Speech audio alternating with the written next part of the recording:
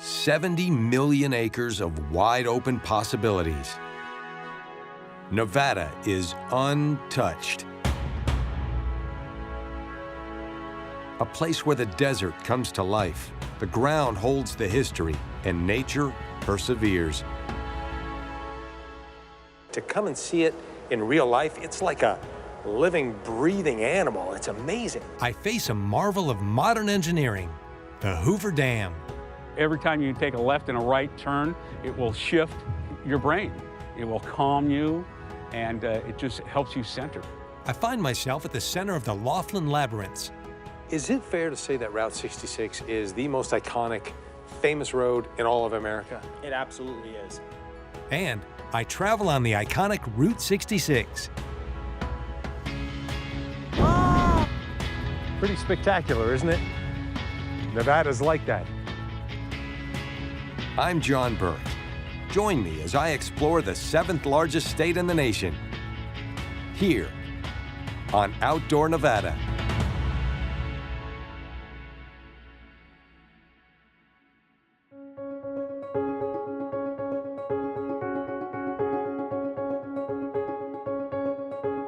In his 1935 dedication speech, Franklin Delano Roosevelt remarked, "This morning I came, I saw, and I was conquered, as everyone would be who sees for the first time this great feat of mankind." He, like many millions who would come after, was floored by the sight of this industrial wonder of the world. You know it and I know it. You can't explore the great state of Nevada without coming here, the world-famous Hoover Dam. It's a testament to the determination and willpower of yesteryear.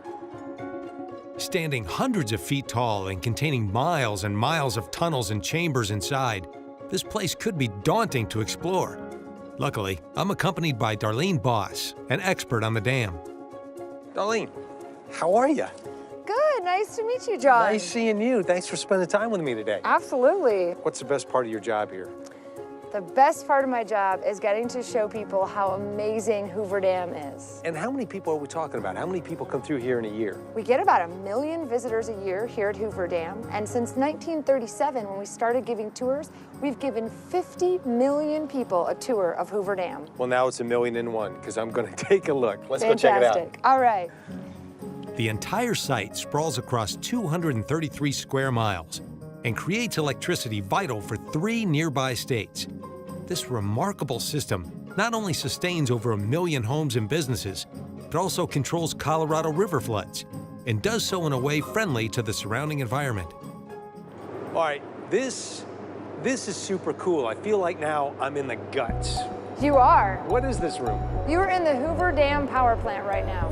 Now, these are generators behind me, right? Yes. Installed when? Installed beginning in 1936 and ending in the 1950s. And how many generators are there? There's a total of 19 generators here at Hoover Dam. 17 of those are commercial generators, and 2 are smaller generators that we use for our in-house power. So where exactly is all this power going? Well, 56% of our power goes to commercial customers in California, 25% in Nevada, and 19% in Arizona, for a total of 1.1 million commercial customers. And are these the original generators from when they were first installed? Well, the housings are original, so they look the same way they would have had you visited in the 1930s. However, the guts of them have been changed out and updated several times. From the moment it opened, the Hoover Dam became the model for all the major dam productions that would follow. But this marvel of technology has continued to grow and develop through the years. Tell me about how the generator works exactly. So if you take a look at this generator closest to us, you'll see on top of it, there's a blue metal housing. That's called the exciter, by the way. At the base of that, you'll see that there is a metal shaft. You can see the top of it through the window right there. That goes down 65 feet, so well below the floor of the power plant. And at its base is attached to a turbine. So water hits that turbine and spins it, and that in turn spins the shaft, which in turn spins the rotor. Now the rotor is located in that red housing you see there. It is covered in 44-ton magnets. It spins around inside a stator, which is filled with copper coil. The interaction of the magnets and the copper coil, that's what's actually producing the electricity. You explained that so beautifully. That was how big are these things? They're actually 7 stories tall in total. What you're seeing here is only the top 30 feet of each generator. The magnificent generators of the dam are impressive, but perhaps not the most amazing part of the whole structure. Deep below the ground, the Hoover Dam's complex waterworks push the boundaries of modern engineering and continue to stagger visitors today. For starters, how far under the dam are we right now? So we are currently 537 feet below the surface where we started. So about 54 stories. What is this? So this is a 30-foot diameter penstock pipe. This is how we get the water from Lake Mead to our power plant to turn those turbines. So the water from Lake Mead is going through here right now? That's correct.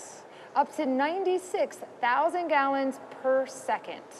Now, how did they get these big metal tubes here?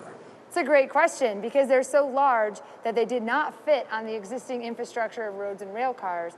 So they actually had to build the penstock pipes here on site. This whole project was done in 5 years? Yes. That's hard to believe, isn't it? It is, and it was 2 years under when it was supposed to take 7. What is the average reaction of somebody that comes through here and sees this? People are always impressed by the size of Hoover Dam and everything in it, from the dam itself to the pipes that we use. And so the enormity of the project is often what visitors comment on. Yeah, you know, you can see it on TV or you can see it in a book, but to come and see it in real life, it's like a living, breathing animal. It's amazing. Absolutely. The Hoover Dam has been featured in over 50 movies and TV shows, from Viva Las Vegas to Superman to Transformers. We didn't find any Decepticons hidden in the bowels of the dam, but even without the Hollywood effects, the towering walls of the dam are awe-inspiring. Well, this is a totally different feeling being out here and being in the spot. Is this a place where the public can come? No, it's not, John. All right, stick with me. I get you to all the best spots.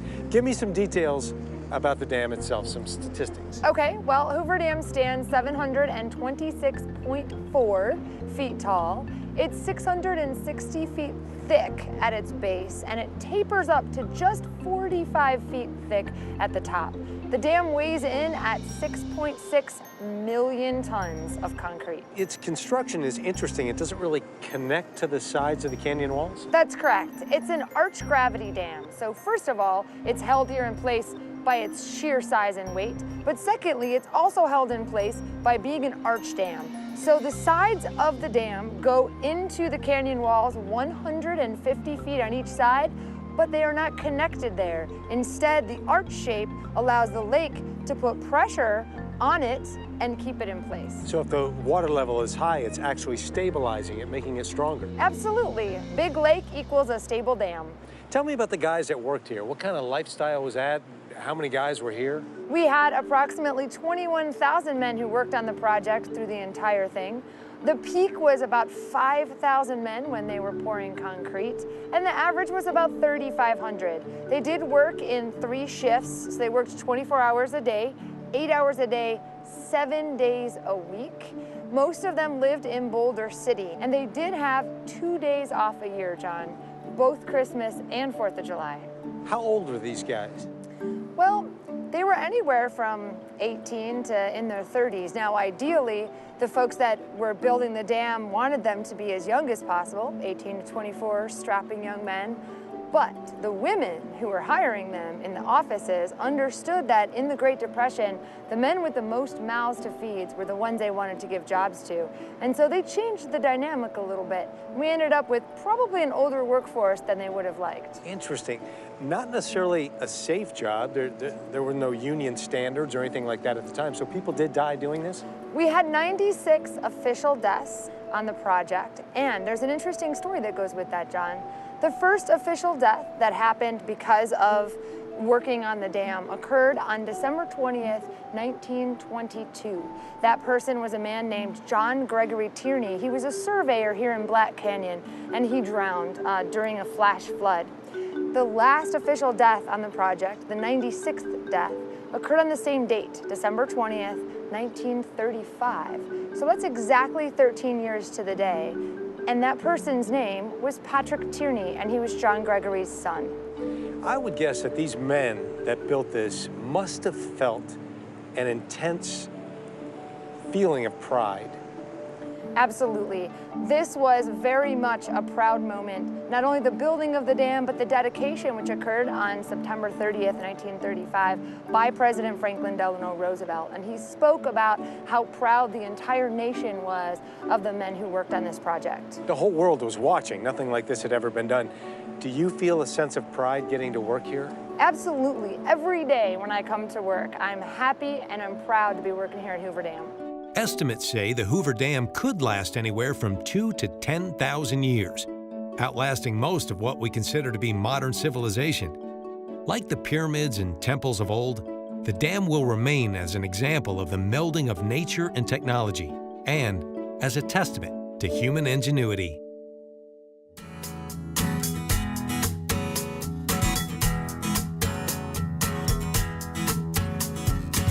It's a hidden gem. Laughlin, Nevada, population about 10,000. Today, I'm in town to meet two very special people and to go for a walk. A very special kind of walk. Come on, let's check it out. Author Pittacus Lore once wrote, "A place is only as good as the people you know in it. It's the people that make the place." This is Jackie. She's with the chamber here. And Jackie, it is so nice to see you. You are so happy, so pleasant to be around. Why are you so happy? Well, wouldn't you be if you got to live in this all the time? I would. Let's talk a little about the history of Laughlin. Don Laughlin's Little Riverside Resort was built in 1966, and you could have all-you-could-eat chicken for 98 cents. He had 12 slot machines he put in for the entertainment of his mother, and that's what it is today. He built the Riverside Casino, and the town became Laughlin, Nevada. Laughlin has a total of 9 resorts, each showcasing unique dining, gaming, and shows from famous comedians and musicians. But for many, it's the natural beauty of the area that's the draw. What's here? What's in Laughlin for people to see? In the summer, you have the plethora of water sports, whether you're swimming, fishing, jet skiing, boating, whatever you want to do. The water is so clear and so clean. And then in the wintertime, there's a lot of hiking and camping and beautiful things that you can see. There you go. And what about some of the rock formations across the river? They've got little stories to them, yeah? That's correct. Catherine, or the Sleeping Princess, was named after the daughter of a mine owner over there on the Arizona side. And then over your left shoulder is the Spirit Mountain. And it looks like an eagle with its claws and everything, very distinct when the sun goes over the top of it. And I've heard one of the beautiful things to see here in Laughlin is a labyrinth. Yes, the labyrinth was put in by Wes, and he has a whole story behind it. He's very passionate about the creation he's made, and I can't wait for you to meet him. That's my next move, Jackie. Thank you for your time. I know you're very busy. I'm gonna go see Wes and check out that labyrinth. Thank you for coming, showing off our town. The hills around Laughlin are filled with wildlife, waterfalls, and other hidden treasures. Amidst these, Wes Dufek has created something special for those who can find it. Hey, Wes, how are you? Good to meet you, John. How you doing? Welcome to the Laughlin Labyrinths. Thank you. It's a pleasure to be here. Now, tell me about where we're standing, because there's some labyrinths here that you were inspired to create. Tell me about how this happened. I moved to Laughlin 7 years ago, and I was taking my dog for a walk, and I came up the hill, and I seen a flat area, and I had a spontaneous inspiration. This is a good place to build a labyrinth, and I did. So you had never done it before? I'd never done it before. And you got inspired and decided to take action, and now how many are here? There are a total of 9 on 3 different sites. We have 5 here, 3 across the ridge, and 1 on the top. What do they do? They have done a multitude of studies on the effects of labyrinths, on the human body and the brain. Every time you take a left and a right turn, it will shift your brain. It will calm you, and it just helps you center. The benefits of walking a labyrinth are well documented. Aside from a meditative mental state, they provide reduced blood pressure and breathing rates and can help with chronic pain and insomnia. So Wes, nuts and bolts, how did you do it? You started collecting rocks? We started collecting rocks. We used the very first one. I took a milk crate, filled it with rock, carried it to the site, and dumped it. And that is literally how I built the first one. Just buckets of rock. And then when we had all the rock, then we started arranging them. Were you at this point thinking, what am I doing? No, I was really driven. Even though my elbows hurt from carrying these rocks every day for 3.5 months, you know, I just kept focused on it. It wasn't until after I was done that you go, wow, that's really cool, but my arms hurt from carrying all the rock. Let's talk about the different types of labyrinths, because there are patterns that you can find on the internet, but you've also put intentions into some of these and created your own? Correct. I wanted to create an area where we had different sizes and shapes so they could always do something different. As an example, this one, it's an 11 circuit charts, and it has an echo to it. And so you hear your own voice if you're inside of it. My take on it is listen to your own inner voice when you're walking it. We have the triangle, and we call that the prosperity, because I took the triangle off of a dollar bill. We have one we call the destiny. So you find your destiny through walking it. There's something fascinating about the concept of a labyrinth. They've appeared in many different cultures around the world for thousands of years, as if it were something instinctual. As a traveler treks through its loops and turns, a feeling of calmness, of centering takes hold. Okay, Wes, I just took a walk, and I will promise you this, and this will come to no surprise to you, but I feel more peaceful and far more focused than I did just a few minutes ago. I think it served its purpose. How much are you charging for this stuff? For you, John, it's free. Come on, for everybody, it's free, isn't it? It's free. Yeah, Wes, thank you so much. You're welcome, John. On behalf of everybody that's coming out here to check these out, and everybody that wants to, and everybody that's gonna, thanks. Well, I appreciate it. Thank you. There really is something special about Laughlin. It's not just the great scenery or all the activities on the ground or on the river, but the residents and the pride they take in sharing this land with people from all walks of life. Right now, my inner voice is telling me that life is full of twists and turns. Some you don't always see coming, and sometimes you get some open space, you can pick up some speed or some momentum. But the path you're on is the path you're on. And if you'll just slow down and breathe, it will take you to where you need to go. I invite you to come on here to Laughlin and try this out for yourself. I'm sure Wes will tell you, come with a sense of openness, a sense of respect, and a sense of listening. And when you do, listen to what it tells you.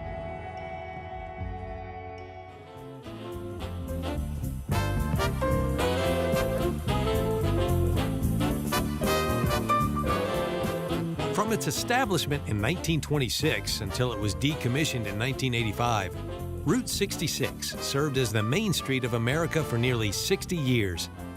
The route led countless Americans west in search of new opportunities and adventures, revitalizing small towns and capturing the imaginations of a newly mobilized populace. More than 30 years later, Route 66 still reminds people of a time when finding hope, change, and freedom was as simple as getting in your car and hitting the road. Hey, Josh. Hi, John. How you doing, buddy? Good. How are you doing? Good to see you. Yeah, the same here. I'm glad you're here.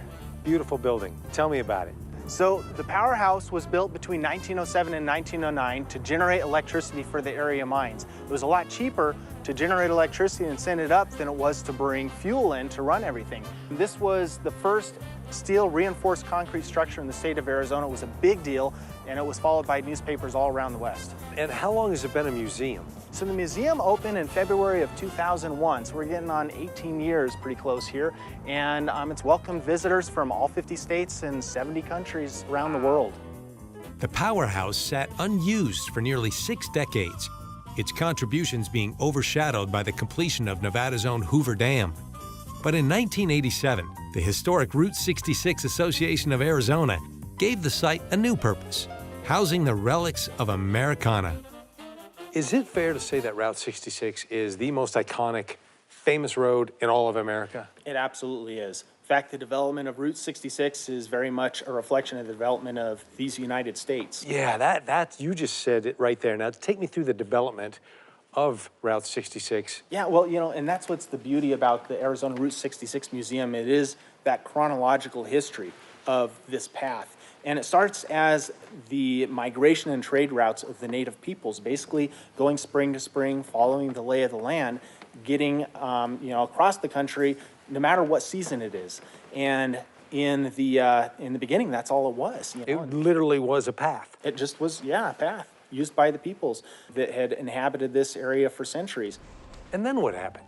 Around 1900, there aren't a lot of automobiles out there. Maybe about, I think, 8,000 or so are registered in the United States, next to none. But there's this movement going on for good roads. By 1910, you have 500,000 automobiles on the road. Actually, that's about the first time they showed up out here in Kingman, Arizona. And more people are using the automobile. People start seeing the economic advantages of having the roads and the highways going through their town. So the National Trails Highway gets formed, people start coming out. By World War I, our industrial sector is to the max. You know, these highways are really starting to build up. America hits the world stage as an economic power and industrial power, and people come back in. Automobile production is really on the rise. By 1920, you have 8 million automobiles. I mean, think about it, in that 10-year stretch, you go from 500,000 to 8 million cars on the road. They need good roads. And so people start realizing after that war, we need better ability to move supplies, move troops across the country, and they start looking for a way to build better roads. It was a transportation revolution, and I bet you there's a story behind the name. After World War I, a commission was put up to develop the highways.